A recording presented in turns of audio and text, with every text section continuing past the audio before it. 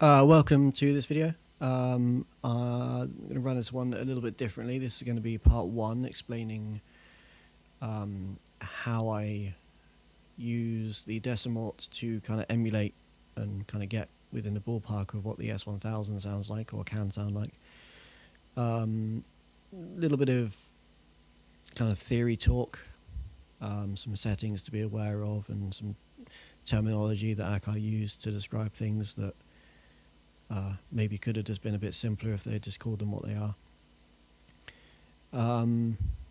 So the S1000 picture that you can see on screen is actually an overlay that I put up on OBS, so I can't actually point to it with my mouse, which is a shame.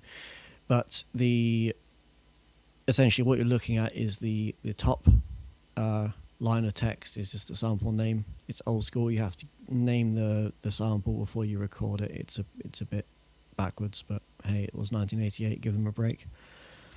On the left hand side, you've got a whole bunch of stuff that refers to the which signal input you're using on the front of the actual unit. How you want to see that in the on the meters, and a whole bunch of stuff regarding recording.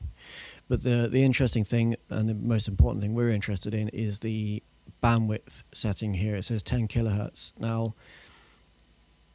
bandwidth is what Akai used to describe the sample rate divided by 2.5. I can only think they did this to help with the confusion surrounding frequency and sampling rates and it all being very new. So 10 kilohertz times 2.5 is 25 kilohertz, which even as a sampling rate is quite low, but that was half the sampling rate. You had two settings on it. You had 10 kilohertz and 22 kilohertz bandwidth, which gave you 25 kilohertz sample rate and 44 kilohertz. This is important because when you come to try and get the quote-unquote Akai sound, one of the big tricks that people used to do was record at the half sample rate, recording the actual sample twice as fast or played one octave up on the keyboard, and then telling the sampler that the actual root note of that sample was one octave down from where you had played it for a keyboard sample, or simply just taking, telling it that it was C3 on the recording and then playing it back at C2 on the playback menu.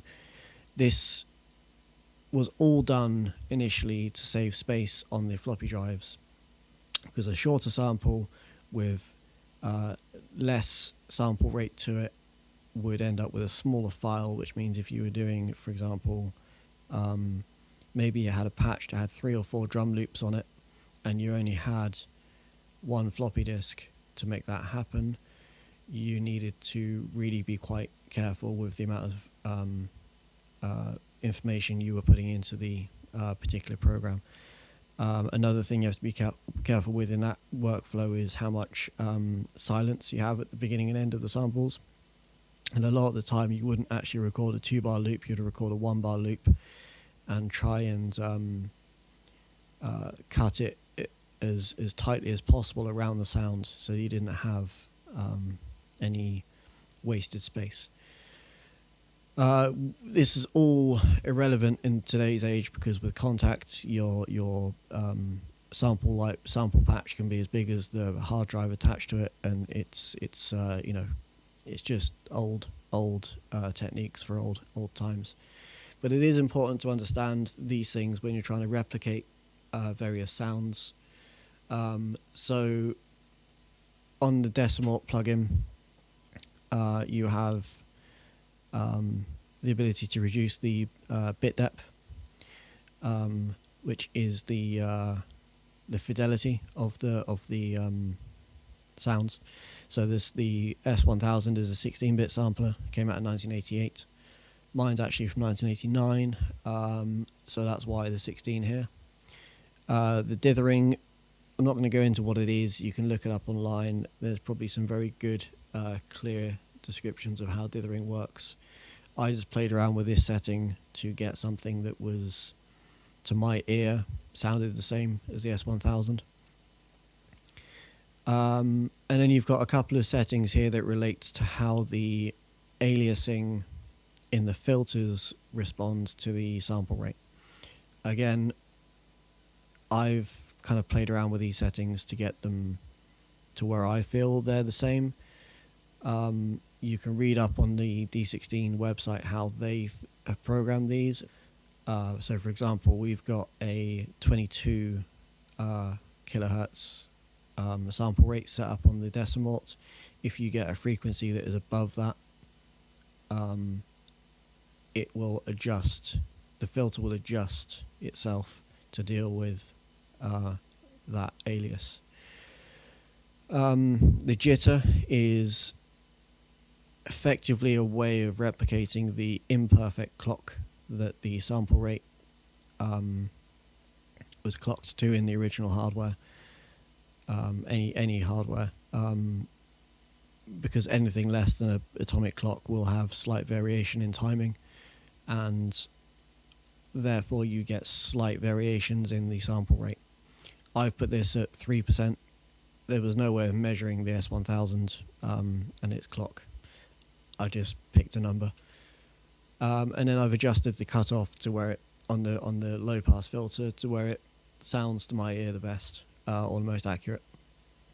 The Akai filters are non-resonant, so I've turned the resonance down, and the dry wet is all the way up. It's worth mentioning though that you can do parallel processing with this, which is neat, because if you had a drum bus and you wanted to give it a little bit of grit, you could run it through this really maxed out and just dial in a tiny bit of kind of lo-fi crunch. So if I play the version without anything done to it, this is just coming straight out of the computer, running it with Ableton Simpler, which is a very basic. It's actually quite similar to how the Akai S1000 works in terms of its workflow, but I'll do another video on that. This is the dry sample.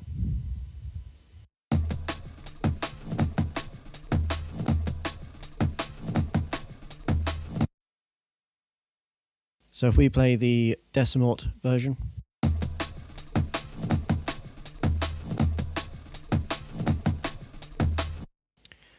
you can already hear some of that character coming out.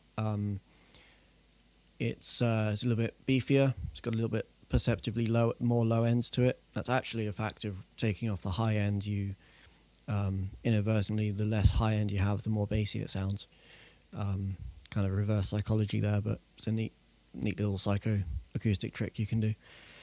And then if we compare that to the S1000, which is a live feed out of the actual hardware unit.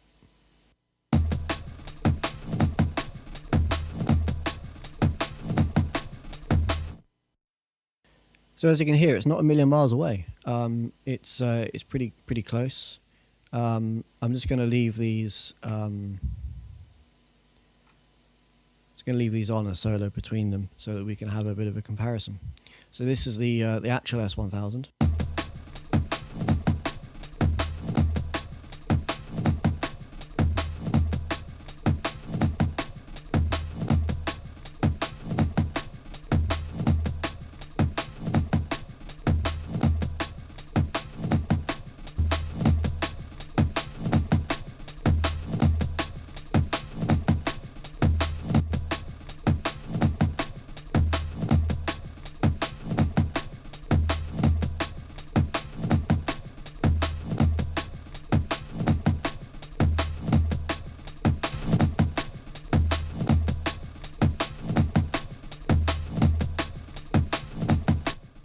So as you can hear, you can tell why people fell in love with these samplers.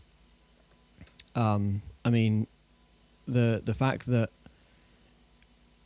they, in my opinion, add to the sound. They don't degrade, even though you do lose some fidelity. They seem to do it in a very particular way that can be very musical in its character.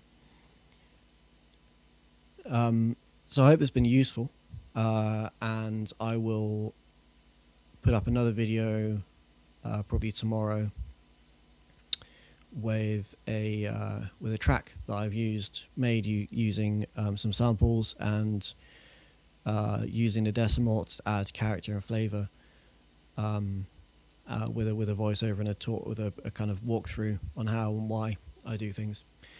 Yep. Merry Christmas all, and keep making that music.